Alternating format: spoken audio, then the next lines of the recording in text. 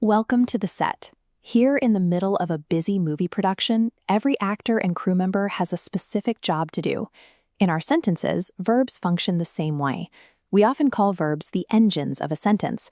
They are the words that drive the story forward, usually by showing us a physical action we can see. When a director needs an action scene, they call for these doing words. They need the hero to run, jump, or throw a punch.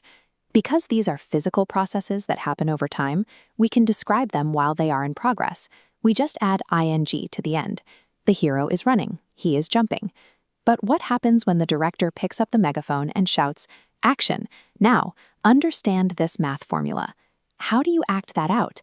There isn't a physical movement our hero can perform to show the process of understanding. This is where the doing word definition falls short. There is actually an entire category of verbs that involve no physical movement at all.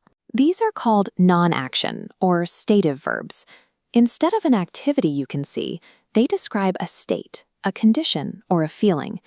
These usually fall into four groups: how we feel, what our senses keep up, what we own, and what we think. Think about a local dessert. Eating the dessert is a physical action, but loving the dessert? That is an internal state.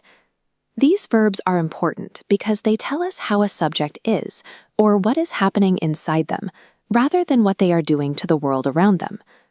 To help decide which verbs can be used in the continuous ing form, we can use a specific perspective called the Tullywood camera test. It works like this. If a movie camera can physically record the action happening, it's an action verb. That means it's okay to use the ing suffix. On the left, the camera sees running, so it gets a check mark. But on the right, the camera can't see knowing. Because a feeling or a thought is invisible to the lens, these verbs don't use the ing form. We simply say, "I know." Applying this visual check helps you avoid the most common grammar errors when you're writing in the continuous tense. There is one more layer to watch out for.